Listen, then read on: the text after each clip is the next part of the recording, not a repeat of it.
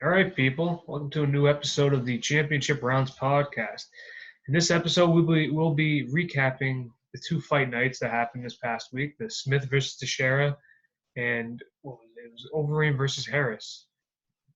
For this podcast, it's a small crew. I have Nick How's it going? and Jake.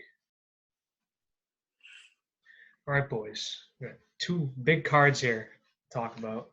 Wednesday's card was surprisingly better than we expected. We had a Yep. lot of finishes. Yeah, it was quite surprising. I didn't have a lot of high hopes for this card. I thought it would be your typical mediocre fight card, but it was pretty action-packed. I mean, on paper, it definitely wasn't looking too good, other than like the last two fights. But I mean, it definitely did better than expected. But we did start off pretty great because Chase Sherman knocked out Ike Villanueva in the second round, 49 seconds in. It was a good knockout, too. It was a very good knockout. I was impressed. He was the favorite going into this fight, right? Si, senor. Yeah, he definitely proved, he's someone to be reckoned with in this one. Yeah, 15-6 record.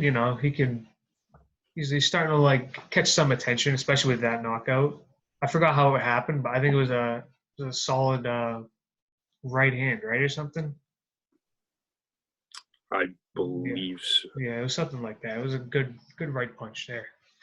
Another thing is that these cards feel like they happened like 3 months ago. I don't know. Yeah, it's hard to remember some of them. But in the next fight is probably one of the better knockouts of the night. We had Brian Kelleher versus Hunter Azure, and Brian Kelleher absolutely demolished Azure. That's a fight I picked wrong. You picked a lot of these ones. No. This one was surprising because Azure was the favorite, and going in 8-0, and Kelleher being 20-10, there wasn't. I think this was supposed to be an easy fight for Azure, but he surprised everybody.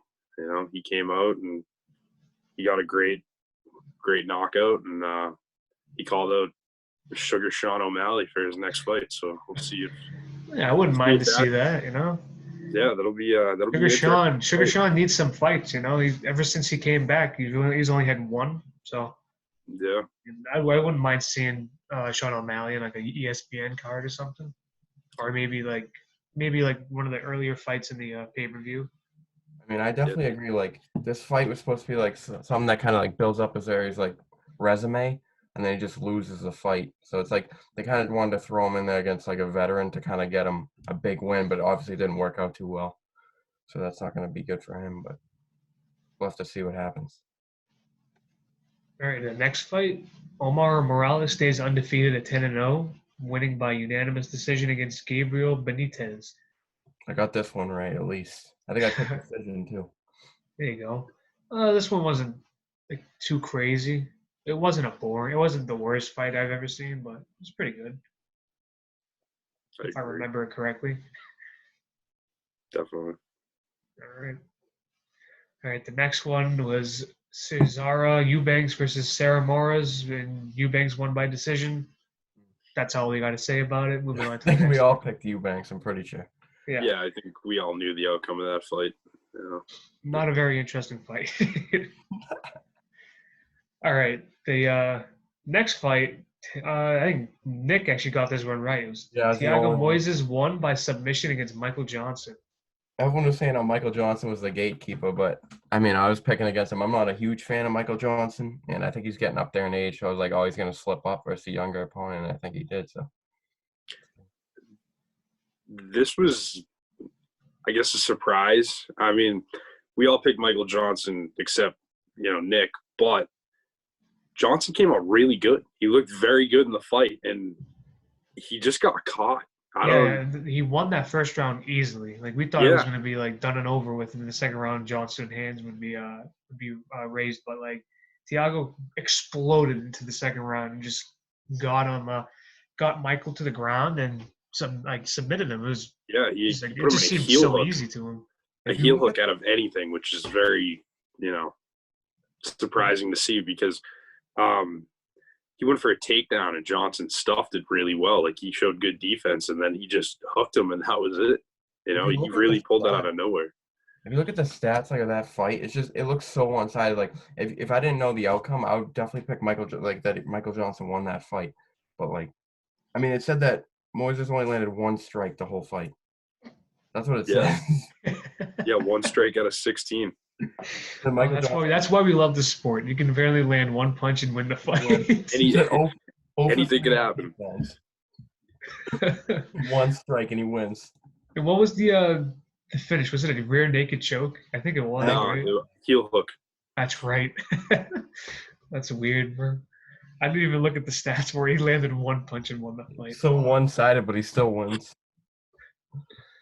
All right. In this next fight, we had Andre Arlovsky winning by decision against Philip Lins.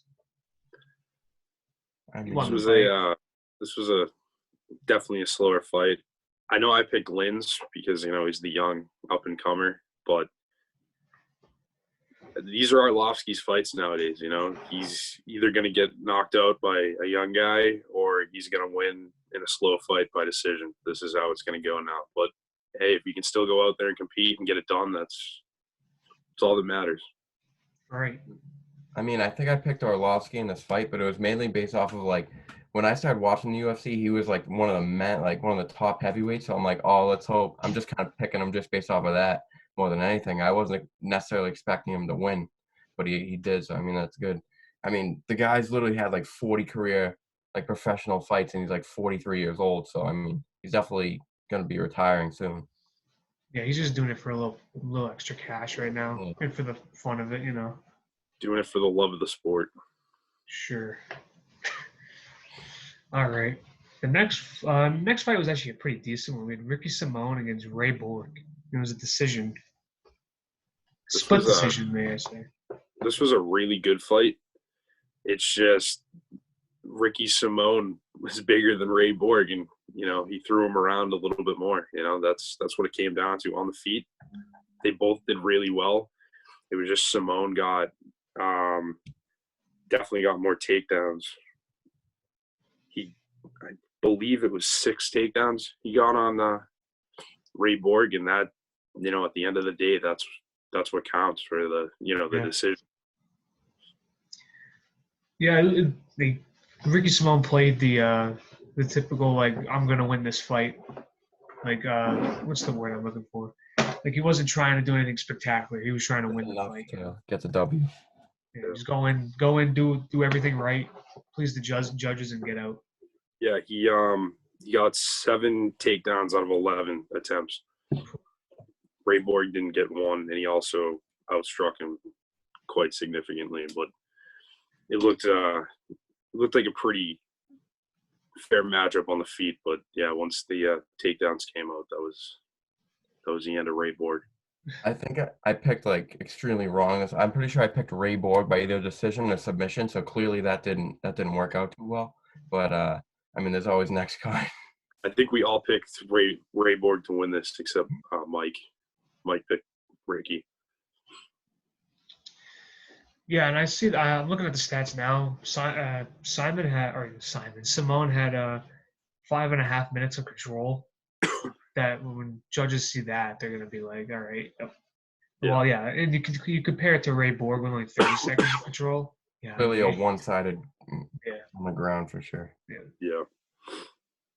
All right, in the next fight, we had Drew Dober versus Alexander Hernandez, and Drew Dober won by TKO.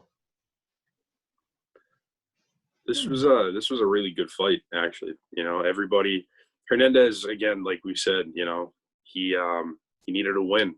He needed to win big.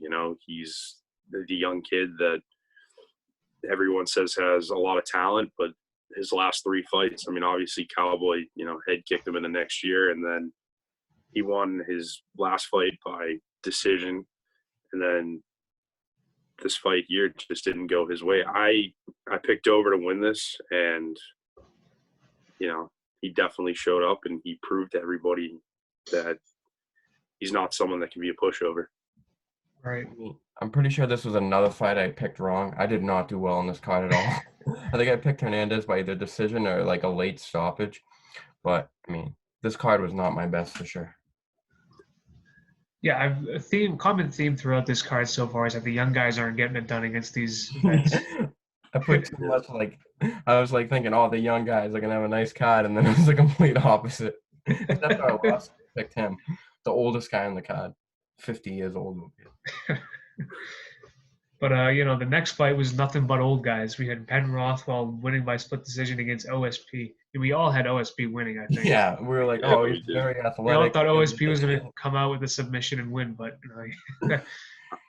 this was a good fight. I mean, it was a slugfest. Yeah. It's just it was really back and forth. OSP was getting rocked. He was, and then he came back, and then he rocked Rothwell, and it was a solid fight. It was a good heavyweight fight. I was impressed by Ben Rothwell, though. I did not expect him to put on the performance he did. I mean, I was thinking OSP was going to win because he's like an athletic guy, but I didn't know what I was getting with him at heavyweight because he's never been there. So I was like, I just picked him because I was like, oh, I think he could be a good heavyweight, but I think he might not be a good heavyweight. Physically, he looked fantastic at heavyweight. He looked like he had the perfect build, the perfect height. He looked great. It's just tough though, because like if you don't beat Rothwell, you're not going to really go anywhere, to be honest. Yeah, absolutely. For big fights, so. All right, in the main event, we had probably the biggest surprise of the night. We had Glover Teixeira beating Anthony Smith by TKO. Oof. Now I think that Anthony Smith's career is over. Definitely in the UFC, that's for sure. Bellator is going to be calling him real quick. He's probably going to be like a champ over there, though. But, I mean, coming into this fight, I think we all picked Smith, maybe except one of us. I think we all picked Joe. I think Joe picked Teixeira, right? Yeah, I think someone picked. I don't know. Somebody picked Teixeira. Oh no, it was Mike, wasn't it? No, I think we all picked Smith. Mike at the time of the card was like, I don't know. I think Teixeira could get it done. Well, that's right. Yeah. Well, he second guessed himself and was right. Yeah. But I mean, like Smith was getting absolutely demolished in this fight. Yeah. This thing, it could have ended like a round early. I mean, I'm pretty sure we all saw like the clip when it was like Smith was just getting destroyed, and then he's like, Teixeira's like, oh, sorry, this is just part of the fight, and he's like, nah, all good, man. I mean, he was getting destroyed, and then I don't know the thing about the teeth, if that was true or not, whether he lost the teeth, but I mean, he might have just been out of it, to be honest. I don't know. Just looking at the stats, Teixeira threw 226 significant strikes and landed 138. Jesus. 112 shots to the head, like seven, almost 8 minutes of control. That's insane. And then Smith only had 7 seconds of control. That's like, it's clearly a one-sided fight to that point. Yeah, that was I think I'd be amazed if, anybody really picked Teixeira to win that fight the way he did and control the way he did. Yeah, I don't think anyone picked, like, if they thought, like, Teixeira by, like, there was no way anyone picked by domination like that. Oh, no, absolutely not. I mean, I do respect the referee. I do think the corner should have stepped in, once he made it into the, after the 4th round, like, all right, he's done. He shouldn't have even made it out of that round, but I do respect the referee letting them fight because obviously, we've had our questionable stoppages and stuff like that. So it's good to let the guys fight, but that one might have went on a little too long. It's tough though to be a ref because like people will be like, oh, you stopped it too early, you stopped it too late. It's just tough. Like you just they don't really know like what condition like the fighter's in, so they just gotta use their eyes to kind of just base it off of that. I mean, Smith did what he was told to do. You got to keep moving to stay alive, and he did somehow. Yeah, I know. He was getting a massive beating though. It was no bueno. Yeah, and I think in our last podcast, I said, you don't want the reputation of being choked out by a 40-year-old man. Well, instead he got demolished, knocked out by a 40-year-old man. Yeah, those are different type of shows, though. But good for Teixeira. It shows he still got it. Still holding it down. All right. Well, that concludes our recap of what was it? Smith versus Teixeira. Disappointing night for the younger guys. The old guys really stepped up this card. Overall, a really good card. I think it was better than Saturday's card, which was the Overeem versus Harris.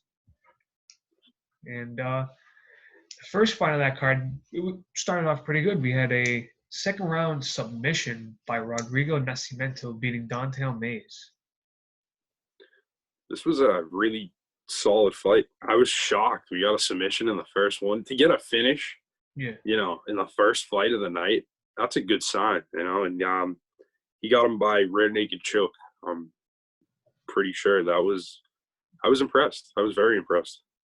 Yeah, he did win by rear naked choke. I think a lot of us had Mays. I think most of us had Mays, but I knew I picked Nascimento. I don't know why, but I think I did. I also did. But definitely, well, I mean, he's undefeated too. Yeah, so. And coming out of the Contender Series, these guys try and make something happen. So I gave it to him. Pretty good. And yeah, the first round was kind of a feeling out round, but then Nascimento just took over in the second. Good stuff. All right, where's the second fight? In the second fight, we had the women's flyweight, Courtney Casey versus Mara Romero Borella, and Courtney Casey won by submission. So we had 2 submissions in a row. This fight was really fast. Yeah. And very unexpected. I picked Casey to win this, but I was really surprised when she was on the ground, and then all of a sudden she got her in an armbar, and yeah, that was it. It surprised me more than it surprised anybody else. Yeah, I don't think I picked Casey, to be honest. I think I picked Burrell, by decision, but clearly I was wrong on that. Not having a good, the last 2 cards have just not been good for me. All right. Next fight, we had Darren Elkins losing to Nate Landwehr by decision. This fight was really good. Yeah, I mean, tossing punches at each other. Yeah, they were really swinging into this one, and both of them put on a great performance. Elkins came out and showed that he still had it, and Landwehr wants his money and he wants his fights. He wants his name to be known, and he proved that. I mean, it was a bloodbath. It was a very good fight, even for a decision. Sometimes you get those decision fights where they're really slow, and it's like, oh man, that was terrible.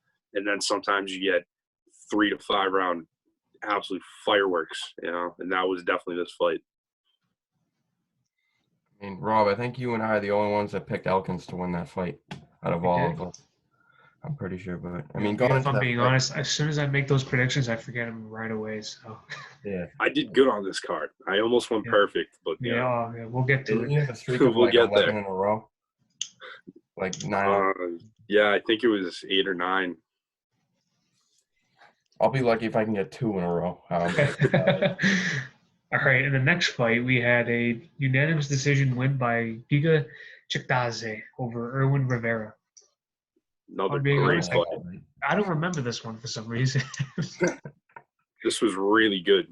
Chikadze fought his fight. He used his length to an advantage. I remember he hit Rivera with a straight kick right to the jaw, Anderson Silva style.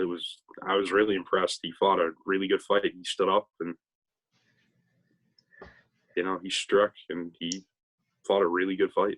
I mean, it was clearly a one-sided fight. One of the judges gave him a 10-8 round in there because it was 30-27, 30-27, and 30-26 on the card. So, we could be seeing Chikadze becoming a bigger fighter in the featherweight division. He could start picking up some of these names. Yeah, I think he's definitely starting to get some notoriety. Start rolling here. Yeah. All right. In the next fight, Kevin Holland knocks out or wins by TKO over Anthony Hernandez. Again, these young guys, they're not picking up these wins. Kevin Holland just came right out right at the start, just swinging. He looked great. He hit him with a knee, and then I'm pretty sure he dropped him with a body shot. And then that was the end of it. I think next card we should just pick all the veterans and then see how that works. Yeah, see how the young guys win.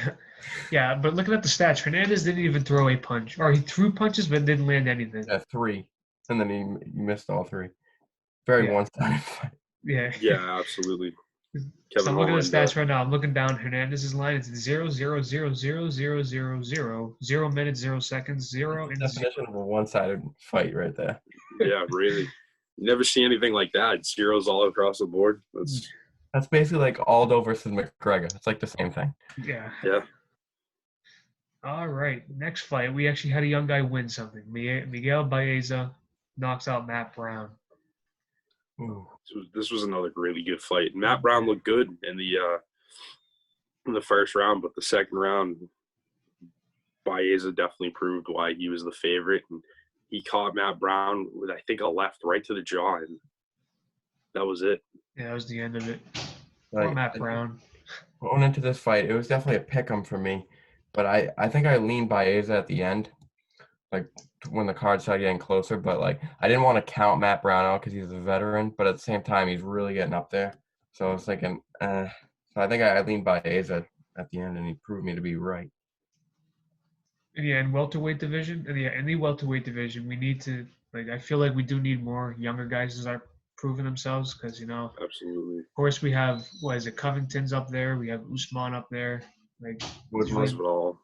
yeah, and Masvidal. Yeah, we just need somebody else to jump into the fold. Yeah, for sure. We need like more young contenders to get in there. Cause like I like Tyron Woodley and everything, but like I don't know, I could definitely live without him being up there. You definitely need some fresh blood, Yeah. Something to switch it up. All right, this next fight, I think everybody got it right. Song Yadong wins over Marlon Rivera. All right. He had absolutely no business. No business. He had no way this fight. I was excited because it kept my my win streak alive, but I don't know why he won this fight. When they were like unanimous decision, I was like, oh, Vera for sure, and they were like, oh yeah, I was like, I was so surprised. There's no way he won that fight. I think he might have lost. If he didn't lose all 3 rounds, he definitely lost 2 out of 3. I don't see him winning that. Looking at the stats, Song Yadong did land more. He threw more and landed more. This was a close fight, though. Vera did have 3 minutes of control. Yeah, he had 3 minutes of control, 2 takedowns, double the leg kicks, more than double the body shots. Song Yadong definitely controlled with headshots. Significant strikes. All right, that's so close. That barely does anything. Even the total strikes was 4 more. Like the total strikes landed are extremely close, but Yadong threw 40 more. Yeah. So it's kind of like he only landed 4 more strikes. Yeah, this decision really comes down to what kind of referee are you? Are you the guy who likes busy fighters? Do you like the guys who are who hit more or hit better than more? It's a weird. Yeah, they almost like the quantity of strikes thrown rather than quality of landed. It seems like.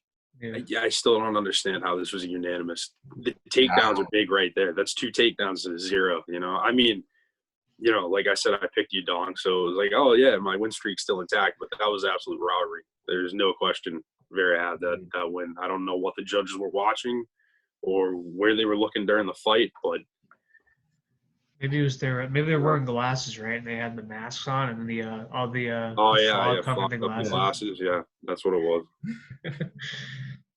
All right, we had in the next fight we had a unanimous decision. Krzysztof Jotko wins against Eric Anders. Jotko, he won the fight. I think he won the fight. He's a good striker, but this wasn't really that interesting of a fight. I knew how this fight was going to play out. This is what I said. It was going to be a decision. It was going to be a slow fight, and Jotko was going to get it done. And all those were true. I leaned Anders more just because I'm biased, but it was kind of just I was pulling for him more than actually thinking he was going to win. He was clearly the underdog, and he was not as skilled standing up. But I was on here it says they're both 0 for 5 for takedowns. So I mean, clearly was going to stay standing up. Yeah. All right, this next fight, we had Dan Ige winning by split decision over Edson Barboza. We all shake our heads on this one. What is this? Big props to Ige. That's a huge win. I thought Barboza had it in the bag in the first round. He got that knockdown and couldn't finish him off. both their faces like were looking beat up after that fight. I mean, going in like I think we all picked Barboza because he's literally 5 inches taller and he's clearly the bigger man. So I was thinking he Yeah. was just gonna dominate And him. it's also Edson Barbosa, like one of the most explosive finishers in the UFC I think ever. we all picked like head kick knockout. I'm pretty sure we all picked him. Yeah, we all wanted to see the spinning back heel kick to the head, but we almost got a finish. But man, I'll tell you, what a recovery by EA. He looked fantastic in that fight. That was a big win for him.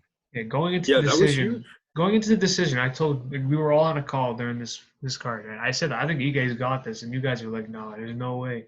Yeah, I was like, I think Barboza by a little bit, but I was like, I don't know. I wasn't too. It was a really close fight. Yeah. I mean, it was, but Ige definitely took control of it. And It probably came down to like that third round, probably. yeah. Yeah, but Edson Yeah, had it. no, Edson Ige had got it in one of that the- first round, but he did not capitalize on it. It was Yeah. Yeah. No, Yeah. Ige had more control and he had one takedown, and that takedown's huge. Yeah, that probably won him the fight. Yeah. all right. In the next fight, we had the women's co-main event. We had Claudia Gadelha winning by split decision against Angela Hill. I mean, This was a really close fight, but agreed. it played Not out very like we all entertaining. thought it would. It was Gadelha winning by decision. I think I we think we all all picked her by decision. yeah, I think we all knew how this was going to play out. It was definitely a better showing by Hill than I Agreed. expected. A lot of people, I was seeing like a lot of people in the media were actually thinking that Hill might have won that fight because they both landed basically the same amount of strikes, but Hill was more efficient. But Gadelha had that takedown, and so it was a very close fight. It could have gone either way, and I don't think I would have been mad either way, but I don't. Then we came to the main event, most surprising, upsetting thing yet. Walt Harris got absolutely demolished by Alistair Overeem in the second round. This was tough to watch because Yeah, going this in, was sad. we all picked Walt, and we were all pulling for Walt. And then he had Overeem hurt in that first round, and I was like, "Oh, this is over. It's another Overeem getting knocked out." And then as the fight progressed, it was like the complete opposite. And then you just got Overeem just on top of Walt, just hitting him in the side of the head, and he's putting his hand up, but he keeps dropping it. I'm like, "There's no way they're gonna keep letting this go," and then they had to stop it. Yeah, I believe it was Herb Deem who's No, directing it the was fight. Dan, There's a yeah, Dan. Dan Mergley. Yeah, Dan let this go on probably too long. I would have stopped it. but I think he was doing it because he's like, "Oh, Walt, this is a big fight for Walt," so Yeah. he's giving him a little bit of the benefit of the doubt. But clearly, Again, it was one of those things you don't want people questioning, your stoppages. You get tired of hearing, oh, it was an early stoppage, it was an early stoppage. He could have definitely stopped it when Walt unloaded on Overeem, but Overeem did an amazing job scrambling and keeping himself alive in that. big I props to think Overeem. I think Walt definitely used way too much energy. Once he knocked him down, he was going hard to try to get Overeem out of the fight, but Overeem recovered and then just took over. I think Walt just gassed out, unfortunately. I mean, if you look at the stats of this fight, Overeem threw 115 strikes and landed 97. That's an insane percentage. Yeah, that's landing. really good. He's probably one of the greatest strikers in terms of heavyweights in UFC history. I mean, the man is unreal. And Overeem surprised himself by winning this fight. Honestly, he's like, once he got up after being on the ground, he's like, oh wait, I can actually remember this fight for once. I can't remember my last. Hey, it was also his birthday, right after the fight. He's 40, turning right? 40. He Yeah, won the that's fight it. on his birthday. I think it was already midnight. I think Yeah, at that point. that's a hell of a birthday gift right there. Also, one other point for Overeem, I was really impressed. He brought out the kickboxing head kick there on Walt. I did not expect him to go for a Not high too many kick. But heavyweights can do that, to be honest. Yeah, I feel like Overeem's probably like one of the more underrated guys in probably fighting in general, combat sports. For sure. Like, have you seen, like between everybody that he's beaten, he's beaten what? Like Liddell, Tito, Vitor. Lesnar. yeah. Like he's beaten Yeah, a lot Lesnar. of guys. I mean, he won a strap too. And he's the still looking good today, even though he gets knocked out like every other fight. But I mean, Yeah. the man has 64 career MMA professional bouts. That's insane. yeah, but that's not even with the kickboxing when Yeah, he I started know. when he was 18 years old. It's like that's insane. He's been fighting for like over 20 years Yeah, professionally. he started 19. 18, yeah, That's just a legal adult in America. that's crazy, and I don't know, that impressed me when he broke that out. I did not expect him to That was start extreme. throwing kicks. I want to see him versus Ngannou, the rematch. Oh no, I think it's gonna end the same way the first one. I don't think he wants to see that. he doesn't want to see. He can't even remember the first one. All right, that's the UFC Fight Night Overeem versus Harris recap right there. Now we'll move on to like some news around the world regarding to the combat sports. We've had some social media trash talk, haven't we? Yeah, We had Nate Diaz. absolutely. We had Nate Diaz last week hop on, and Connor replying. I forgot what he said, but it was aggressive. I'm sure it's something we can't Yeah, repeat. it was explicit. Shocker. And then but Connor was very active not only during 249, but like throughout the whole week. Because I remember 230 or 249 after Gaethje won, he tweeted a message out to Gaethje talking about how he's gonna like put Gaethje's teeth on a necklace or something. Like that's very hardcore. Yeah, At the same he time, said he was you gonna. can't expect anything other than that out of Connor. How much do we want to bet that he was on that proper 12 that night? Oh, he's 24/7. He's on that stuff. There's no doubt about it.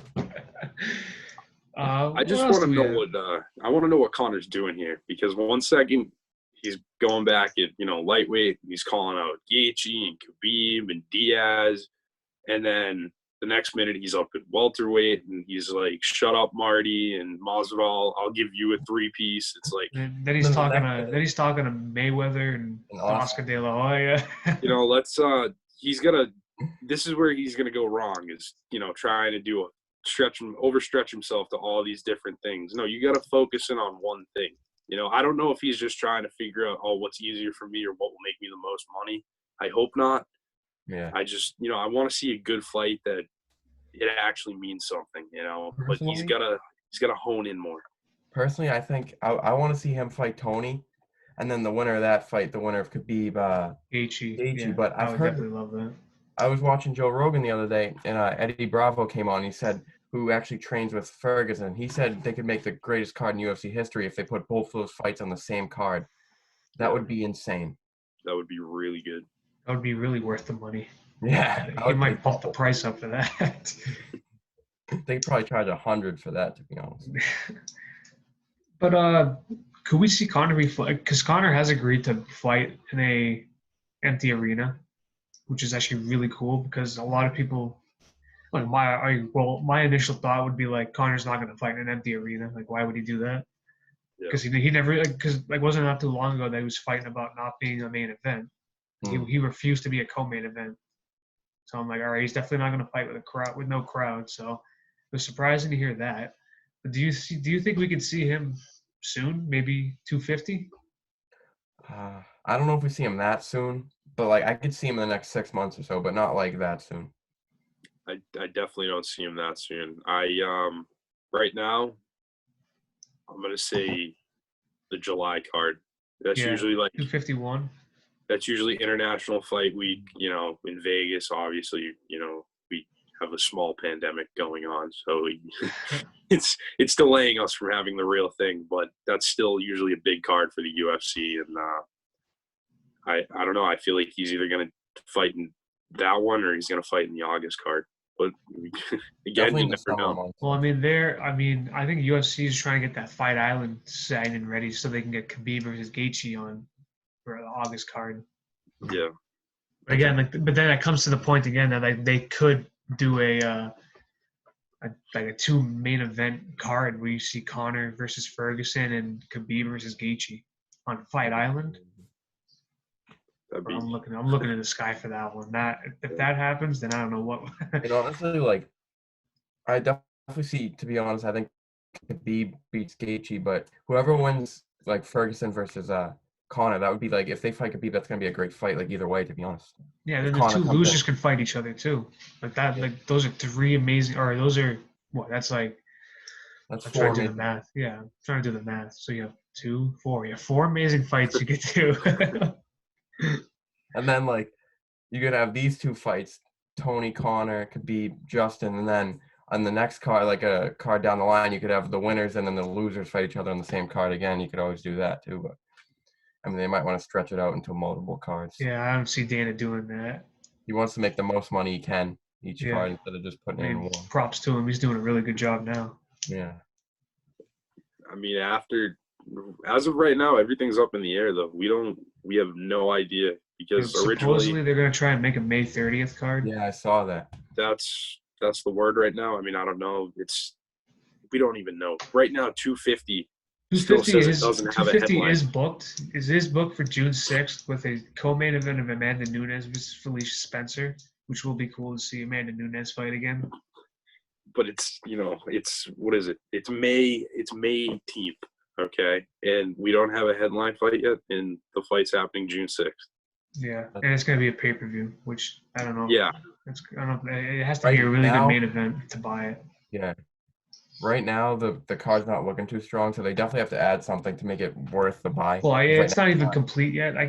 There's only 1, 2, 3, 4, 5. There's only 6 fights already made. I'm And sure you never Dana know. will Most try of these looks like most of these will be on the prelims. Yeah. Like, I can see the Cody Garbrandt versus Rafael Asuncao fight being the headlines for the prelims, or maybe That early. was scheduled for that card, but again, we don't really know yet what's going to happen. Yeah. And again, like May 23rd, originally they, had a fight scheduled for Woodley versus Burns, and you haven't heard anything about that. I don't know if they're going to push that to the May 30th card. It's very up in the air right now. We don't have any details on Fight Island, or I know Dana said backup plan for the May 30th card. That card's definitely going to happen in his words, but if he can't fight at the Apex in Vegas, he's going to fight it in Arizona. So it's very up in the air right now. Yeah. So that's for UFC. For boxing, we know nothing. Yeah, we know nothing. Nothing's going on with him. All we know is that Mike Tyson's teasing a return now. Yeah. Before it was speculation that he was going to come back, but then he posted on his Instagram a motivational video of him, and I mean I think we could see him come back and fight Shannon Briggs in bare knuckle. That would bare be a knuckle ring game. press conference. Yeah, I know that's what I don't even care about the fight. I just want to see the press conference. You wouldn't understand any of it because Tyson would be lisping the whole time, and then you got Shannon Briggs over here. Let's go, champ! That's all the whole press conference would be. The fight would probably be somewhat entertaining as long as they don't both gas out in the first round, which is highly likely. Yes, very likely. Also, Evander Holyfield too. Yeah. He was To be honest with you, so. I saw him and Tyson train, and he's 4 years older than Tyson, I'm pretty sure. I think Tyson would blow through him now. I think Briggs would be a little bit of a closer fight because he's younger than Tyson, I'm pretty sure. Yeah, he's younger than 53 for sure. But, I mean, it's definitely entertainment-wise, Briggs versus Tyson's the fight, which just sounds ridiculous that we're even talking about that right now. It's only 2020. Yeah. We're talking about 2 50-year-olds fighting each other right now. And bare knuckle, nonetheless. But I think that's it for the show. But you're going to say something, Nick? No, I was just gonna say, like, we're just looking forward to the big fights in boxing, but nothing's like written down. Like, we want to see Spence versus Bud Crawford, but we don't know when that's gonna happen. I want to see Lomachenko fight again. I want to see.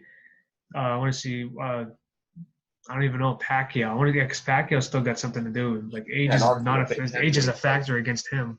Because I'm pretty sure AJ was gonna fight Pulev soon, but then that got canceled. So we wanted to see that, and then Wilder Fury will happen again. Don't really want to see it again because don't need to see it again. Wilder got absolutely demolished. I don't know why. Worse this time. But that looks like that's it for this show. We don't know when we do know when we're coming back. We're going to be doing a boxing pound for pound list and a MMA, or we'll say UFC because MMA is kind of broad. I don't feel like going to Bellator or one. That'd be hard. Yeah. We're definitely not doing that. But yeah, we got a boxing pound for pound list and a UFC pound for pound list coming out soon. So look out for that. But in the meantime, tell us what you think in the comments down below. Leave a like, share with your friends, spread the word. We'll see you next time on the Championship Rounds podcast. See you later, boys and girls. Thank you.